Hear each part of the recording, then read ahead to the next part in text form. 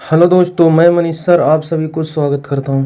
कैसे हैं आप सब? उम्मीद है सारे मस्त होंगे और स्वस्थ होंगे। दोस्तों, आज मैथ गणित के 10 अति महत्वपूर्ण प्रश्न के बारे में बात करेंगे इस वीडियो में, जो आपके एग्जाम के पॉइंट ऑफ व्यू से काफ़ी ज़्यादा इंपॉर्टेंट सारे प्रश्न हैं। सारे प्रश्न प्रीवियस ईयर का है, जो 21 और 22 में पूछा गया है। इससे सी द्वारा ऐसे प्रश्न को इसमें शामिल किए हैं, इसलिए वीडियो पॉज कर आप प्रत्येक क्वेश्चन की बनाने की कोशिश जरूर कीजिएगा। इससे आपको क्या पता चलेगा आप कितने क्वेश्चन को कर पा रहे हैं और कितना क्वेश्चन कर पा रहे हैं, ये तो आप मालूम करेंगे, और सारे एग्जाम्स के लेटेस्ट पैटर्न पे जो पूछा जा रहा है वैसे प्रश्न आप कर पाएंगे। इसलिए वीडियो को फुल वॉच कीजिए, काफ़ी ज़्यादा इंटरेस्टिंग होने वाला, आपको बहुत बेहतर क्वेश्चन देखने को मिलेंगे, इसलिए वीडियो को फुल वॉच कीजिए। देखिएगा क्वेश्चन नंबर फर्स्ट आपकी स्क्रीन पे लगा हुआ है। रेशियो एंड प्रोपोर्शन से प्रश्न है, बताइएगा इसका राइट आंसर क्या होगा। करा है 2485 की धनराशि एक है जो ए बी सी में इस तरह विभाजित किया गया है। ए और बी के हिस्से का अनुपात 8:5 है। ए और बी के हिस्से का अनुपात विद्यार्थी जी कितना देख पाएंगे आप? सॉरी, बी ए अनुपात बी के हिस्से का अनुपात कितना है? 8:5। चलिए ठीक है। उसके बाद फिर देख पा रहे हैं सी और ए के हिस्से का अनुपात कितना है? 4 सी और ए के हिस्से का अनुपात कितना है? 4:3। तो आपसे करा बी का हिस्सा बताइए। मान लीजिए ए बी सी कोई आपस में तीनों भाई है, उसमें क्या है डिवाइड किया गया इस पैसा को 2485 को। तो आपसे प्रश्न बोला कि बी का हिस्सा देख पाएंगे। दोनों को यदि कनेक्ट करना चाहते हैं विद्यार्थी जी कि ए और बी और सी का रेशियो क्या मेरा आ रहा है, तो पहले आपको कॉमन पार्ट ढूंढना पड़ेगा। ठीक है, कॉमन पार्ट देख रहे होंगे कि यहाँ पर क्या है, ए है और यहाँ भी ए है, मतलब दोनों में ए है, तो ए को आपको पहले बराबर करना पड़ेगा। बराबर करने के लिए यहाँ ए कितना 8, यहाँ देख पाएंगे तो 3 है, तो इन दोनों को उलट के आपस में मल्टीपल कर दीजिए, आपका क्या हो जाएगा, ए बराबर हो जाएगा।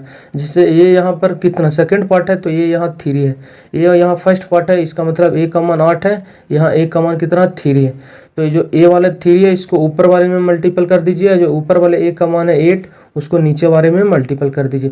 अब देख पाएंगे कि ए का कितना हो गया 8 या 24, यहाँ भी देख पाएंगे तो 3 या 24, मतलब ए का मान बराबर हो गया।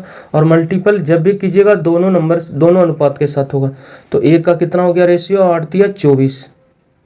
चलिए ठीक है। उसके बाद बी की अगर बात करें तो बी देख पा रहे हैं 5 या 15, बी का मान कितना हो गया 15।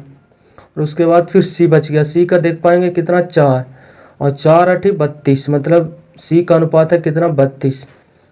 और इस 2485 रुपया को इस तीनों में बांटना पड़ेगा, तो तीनों को जोड़ दीजिए। देख पा रहे हैं 2 और 5 7 7 4 11, 11 का 1 हो गया, कैरी 1 चला गया, 3 1 4 4 2 6 1 कैरी 7, 71 यूनिट का मान आपको कितना दिया हुआ है 2485 रुपया। तो बताइए कि क्या बी का मतलब हिस्सा, बी का हिस्सा कितना विद्यार्थी जी 15, तो 15 यूनिट का मान आपको पूछना है, सॉरी बताना है। तो 1 यूनिट का मान कितना हो जाएगा 2485 बटा 71। उसके बाद फिर कितना में मल्टीपल कर दीजिएगा, बी का हिस्सा पूछा आपसे, बी का हिस्सा कितना आया 15, 15 से मल्टीपल कर दीजिए, आपका आंसर तैयार है। ठीक है, अगर काटना चाहते हैं तो काटिए, फिर देख पाएंगे कि 15 71 से नहीं कटेगा, मतलब जो भी मेरा आंसर आएगा 15 का मल्टीपल आएगा। तो ऑप्शन ए को यदि देखते हैं तो 15 4 60, 3 बच गया, 15 दूनी 30, ये वाला मेरा आंसर हो सकता है। इसकी बात करेगा या फिर इसको काट लीजिए, बेहतर रहेगा। देख पाएंगे तो कितना बार में कट जाएगा 7 21, 3 बार में लगा कर देखते हैं कितना हो जाएगा 7 21 3, फिर 7 21 200 कितना हो गया 13, और 248 में से इसको माइनस करना पड़ेगा 5 3, 35 बचिए। उसके बाद फिर लास्ट में 35, देख पाएंगे कितना बार में लग जाएगा 7 5 35, मतलब 5 बार में लग जाएगा। यहाँ 5 बार में लगाएंगे कि 71 गुना 5 कितना हो जाएगा, 5 का 5 हो जाएगा, 7 5 35, देख पाएंगे कट गया कितना बार में 35, 35 गुने 15 करना पड़ेगा आपको। ठीक है,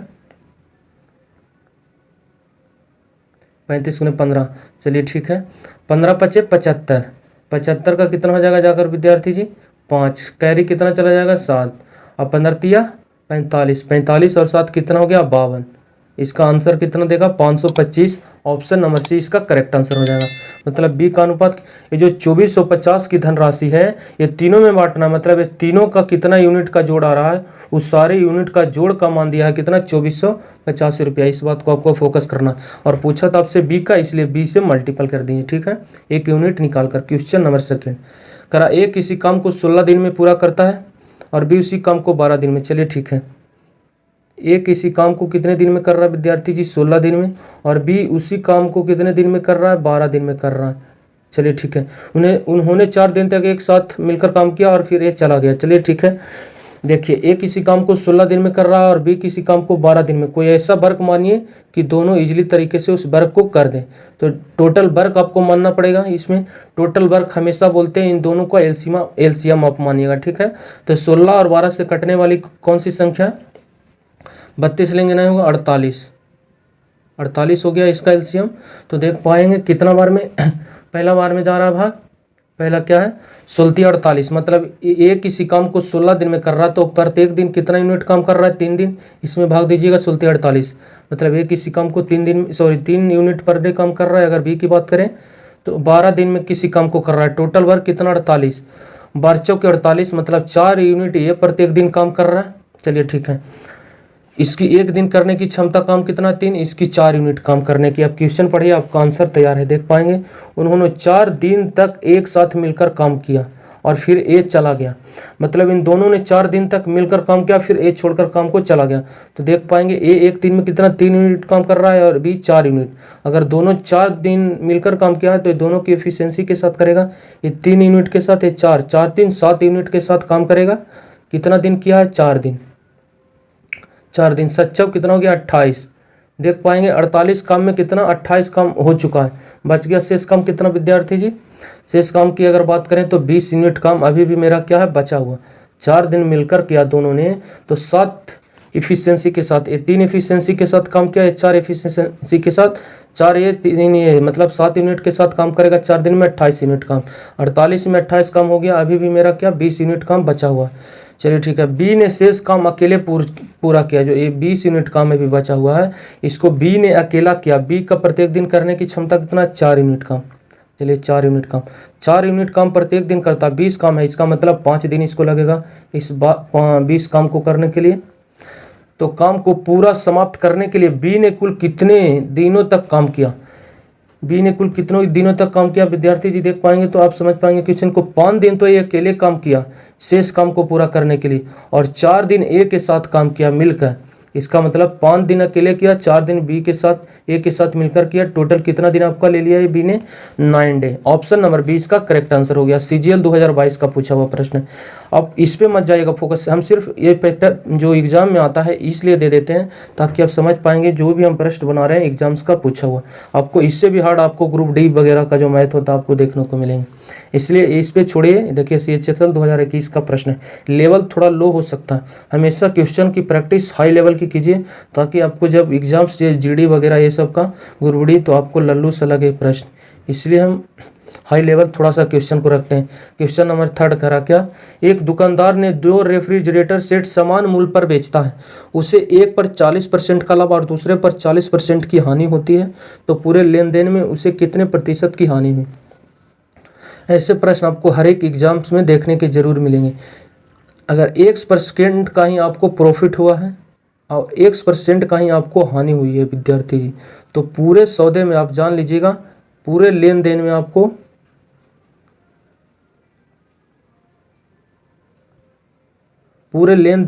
क्या होता है? हमेशा हानि होती है। ट्रिक को आप नोट कर लीजिएगा, क्या होता है? -x² आपको क्या होती है? हानि होती है।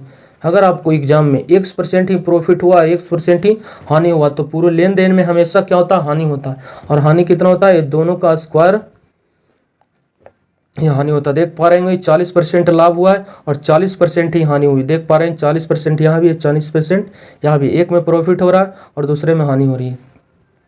X% का प्रॉफिट, X% का ही हानि हो रही है। तो पूरे लेन देन में बताएं क्या हो जाएगा? -x²/100% की क्या हो जाएगी? हानि हो जाएगी। तो -x का यदि वैल्यू कितना लीजिएगा? 40, तो 40 × 40 कीजिएगा, स्क्वायर करना पड़ेगा आपको। 40 × 40/100% आपको क्या हो गया? नुकसान हो जाएगा। तो देख पा रहे हैं 2 शून्य से चला जाएगा, 2 शून्य बच गया 4, 4 4 16% की हमेशा क्या होगी? इस पूरे लेन देन में क्या हो जाएगी? हानि हो जाएगी। ऑप्शन नंबर डी इसका करेक्ट आंसर हो जाएगा। इसको आप नोट कर लीजिएगा, ये एक कॉन्सेप्ट है। अगर X% का ही आपको प्रॉफिट होता है, X% का ही हानि होती है पूरे लेन देन में, तो -x²/100% की आपकी क्या हो जाएगी? हानि हो जाएगी। Question number next. Question number 4 बताइएगा इसका राइट आंसर। करा दो संख्या तीसरी संख्या से क्रमशः 37% और 30% कम है तो दूसरी संख्या पहली संख्या से कितने प्रतिशत अधिक है। चलिए बनाते हैं क्वेश्चन को। देख पा रहे हैं 3 संख्या है, ये पहली संख्या हो गया, फिर दूसरी संख्या हो गया ये जाकर, और तीसरी संख्या। जैसे जैसे प्रश्न बोलता वैसे वैसे आप लिखते जाइए। दो संख्या तीसरी संख्या से क्रमशः, मान लीजिए ये 100% है, ठीक है, 100 वर्ग, तो तेरा क्रमशः कितना 37 और 30% क्या है, कम है। 37 और 30% कम है क्रमशः, तीसरी संख्या से क्रमशः 37% और 30% कम है। मतलब इससे क्रमशः ये कितना है 37% कम है, और दूसरा क्या है, दूसरा बोल रहा है तीसरी संख्या से क्रमशः 30% कम है। विद्यार्थी जी इसको हमेशा 100 क्यों माने, क्योंकि 100 में से परसेंट आपको माइनस करना इजी हो जाएगा। मान सकते हैं यहाँ 10 भी आप मान सकते हैं मानने को, लेकिन आपको फिर परसेंटेज निकालना आपके लिए टफ हो जाएगा। जब भी आपको ऐसे प्रश्न आता है इतना परसेंट कम है इतना परसेंट ज़्यादा है, तो हमेशा फिक्स नंबर है जो आपको फिक्स 100 मानना पड़ेगा। करा दो संख्या तीसरी संख्या से, मतलब तीसरी संख्या से, तीसरी संख्या को 100 मान लिए, क्रमशः 37%, मतलब पहली संख्या 37% कम है इससे, और इससे दूसरी संख्या जो क्रमशः इससे 30% कम है। तो ध्यान से देख पा रहे हैं कि पहली संख्या कितना निकल कर आएगा, 100 का 37% 37 हुआ, मतलब 100 से 37% कम, मतलब ये कितना हो गया 63 हो जाएगा। तभी तो इससे 37% कम 63 आएगा, और दूसरी संख्या 30% कम, मतलब इसका 70 आएगा। ठीक है, 37 कम मतलब 100 से 37 कम 63, दूसरी संख्या कितना 30 कम मतलब 70। तो आपके बाद फिर प्रश्न क्या बोला है, प्रश्न करा दूसरी संख्या पहली संख्या से, पहली संख्या दूसरी संख्या, दूसरी संख्या पहली संख्या से कितने प्रतिशत अधिक है।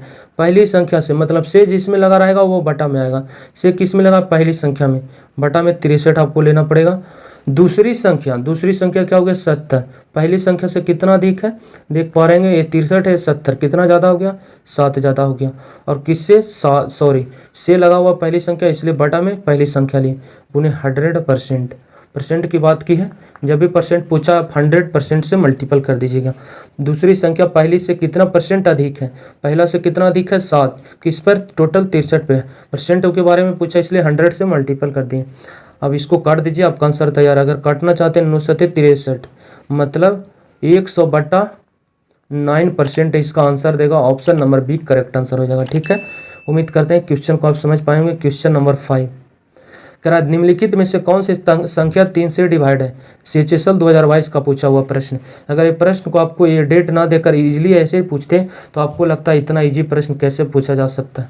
देखिए CHSL का पूछा हुआ प्रश्न, वो भी 2022 का। अगर डिजिबिलिटी रूल जानते हैं 3 का तो आपके लिए प्रश्न काफ़ी ज़्यादा ईजी है। डिजिबिलिटी रूल कहता है कि डिजिट का सम, ठीक है, डिजिट का सम अगर 3 से डिवाइड हो रही है तो संख्या 3 से पूरी तरह डिवाइड हो जाएगी। ठीक है, डिजिट सम अगर 3 से डिवाइड है तो संख्या नंबर क्या होगा, 3 से पूरी तरह डिवाइड हो जाएगी। तो संख्या जोड़ दीजिए, 7 3 कितना हो गया 10, और 10 और 9 कितना हो जाएगा 19, 19 और 9 28, 28 3 31, 31 और जाकर 2 कितना हो गया 33, 33 जैसी यहाँ देख पा रहे हैं कि 3 से डिवाइड हो जाएगी। मतलब ऑप्शन नंबर ए इसका करेक्ट आंसर हो जाएगा। जब एक ही ऑप्शन इसमें डिवाइड होगी 3 से होगी, वो सिर्फ ऑप्शन नंबर ए ही है। जब हो गया तब मैं आगे क्यों चेक करूं कि संख्या 3 से डिवाइड हो रहा है या नहीं। वो बोला कौन सी संख्या 3 से डिवाइड है, जब ए ऑप्शन ही डिवाइड है तो फिर इसको आपको चेक करने की ज़रूरत नहीं है। आगे भी चेक कर पाइएगा, आपका टाइम वेस्ट होगा, लेकिन आप इसी को फिर से रिवाइज करके आप चेक कर पाएंगे, कन्फर्म कर सकते हैं। देखिएगा कितना हो गया, 5 हो गया, 5 9 5 14, 14 और 5 19, 19 और 23 26, 26 और 7 कितना हो गया 33, 33 3 का मल्टीपल है इसलिए 3 से डिवाइड होगी। हमेशा बोलते हैं डिजिट सम, मतलब प्रत्येक डिजिट को आप जोड़ दीजिए, उसके बाद 3 से भाग दीजिए, भाग जा रहा है तो संख्या 3 से डिवाइड होगी। इसको देखिएगा तो नहीं डिवाइड होगा। देखिएगा 5 4 9 हो गया, और 9 3 कितना हो गया 12, 12 और जाकर 9 हो गया 21, 28 28, 34 34 37। देख पाएंगे 37 का 3 से कटता नहीं, तो ये डिवाइड नहीं होगी 3 से। ऐसे भी आप चेक कर पाएंगे, दो ऑप्शन को 3 से डिवाइड नहीं होगा। ठीक है, हम आपको ट्रिक था वो ट्रिक बता दें, एक ट्रिक को आप नोट कर सकते हैं कि अगर संख्याओं का डिजिट का सम 3 से अगर पूरी तरह डिवाइड हो रही है तो संख्या 3 से डिवाइड हो जाएगी। 3 से आपको भाग देकर देने की ज़रूरत नहीं है। क्वेश्चन नंबर 6 करा, एक ट्रेन की चाल 108 किलोमीटर प्रति घंटा है तो 11 सेकेंड में कितना दूरी तय करेगा। चलिए ठीक है, 11 सेकेंड में कितना दूरी तय करेगा। ट्रेन की चाल क्या है, स्पीड की अगर बात करें ट्रेन की तो स्पीड दिया हुआ 108 किलोमीटर प्रति घंटा, मतलब 1 घंटा में 108 किलोमीटर दूरी डिस्टेंस ट्रैवल चल जाएगी। और 11 सेकंड की आपकी बात की है प्रश्न में कि 11 सेकंड में कितना जाएगा, तो हमेशा बोलते हैं किलोमीटर प्रति घंटा को, किलोमीटर प्रति घंटा को अगर मीटर पर सेकंड में बदलना चाहते हैं तो इसमें किससे मल्टीपल कीजिएगा, 5/18 से। ठीक है, अगर मीटर पर सेकंड है स्पीड और उसको बदलना चाह रहे हैं किलोमीटर प्रति घंटा में, तो उसमें फिर 18/5 से भाग देना पड़ेगा। देख पा रहे हो किलोमीटर से जा रहे हैं मीटर में, मतलब स्मॉल जा रहे हैं, इसलिए 5 स्मॉल है, इसको ऊपर रखिएगा और जो बड़ा है उसको नीचे 18 कीजिएगा। मीटर पर सेकंड स्मॉल है, किलोमीटर में जा रहे हैं बड़ा की तरफ, इसलिए 18 बड़ा है, ऊपर रखिएगा और 5 को नीचे। आपको प्रश्न बोला है कितना, 11 सेकंड में कितना दूरी ट्रेवल करेगी, इसलिए आपको इसको टाइम कितना मीटर पर सेकंड का निकालना पड़ेगा। इस स्पीड को मीटर पर सेकंड में हमको जाना पड़ेगा किलोमीटर प्रति घंटा को, तो 5/18 से इसमें मल्टीपल कर देंगे। 5/18 से मल्टीपल करते हैं तो 18 देख पा रहे हैं 18 छक 78 से 108, 6 बार में कट गया, 6×5 30, मतलब इसकी स्पीड आ गई 30 मीटर पर सेकंड। देख पा रहे हैं सेकंड की ही बात की थी प्रश्न में, हम इसको स्पीड ले आए सेकंड में, मीटर पर सेकंड में। मीटर पर सेकंड में बताएं, ट्रिक नोट कीजिएगा ये दो नोट को कि किलोमीटर प्रति घंटा को मीटर पर सेकंड में चेंज करना हो 5/18 से आप मल्टीपल कीजिएगा। अगर मीटर पर सेकंड को किलोमीटर प्रति घंटा में बदलना तो 18/5 से मल्टीपल कीजिएगा। ठीक है, चलिए मेरा स्पीड कितना गया, 30 किलोमीटर प्रति घंटा। 11 सेकंड में कितना दूरी तय करेगा, डिस्टेंस बराबर क्या होता है, स्पीड गुने टाइम। स्पीड इसका क्या निकल कर आया, 30 मीटर पर सेकंड, और सेकंड में ही टाइम दिया, सेकंड कितना है 11 सेकंड। तो देख पा रहे हैं 11 या 33, मतलब 33 और 0 मीटर पर सेकंड, इसका क्या हो जाएगा, डिस्टेंस हो जाएगा विद्यार्थी। मतलब 11 सेकंड में ट्रेन कितना चलेगा, 330 metre. 330 metre option number B इसका करेक्ट आंसर हो जाएगा। ठीक है, बताने में इसमें आपको टाइम लगा, नहीं तो ये क्वेश्चन इजीली उड़ा देते हैं 5 से 6 सेकंड में। इसमें डायरेक्ट 5/18 से मल्टीपल करते हैं, सेकंड में टाइम दिया था तो फिर 11 से मल्टीपल कर देते हैं हम। क्वेश्चन नंबर 7 कह रहा है क्या प्रश्न, ऐसे प्रश्न आपको एग्जाम्स में देखने को जरूर मिलेंगे। सीधा इसका फार्मूला के बेस पे प्रश्न है। ये देख पा रहे हैं अर्धगोलक का व्यास 14 सेंटीमीटर है। व्यास अगर इतना है तो इसका अगर रेडियस की बात करें तो कितना हो जाएगा विद्यार्थी जी, इसकी आधा हो जाएगी। आप जानते होंगे व्यास क्या होता है, त्रिज्या का डबल होता है, तो इसकी त्रिज्या कितना हो जाएगा, 7 सेंटीमीटर।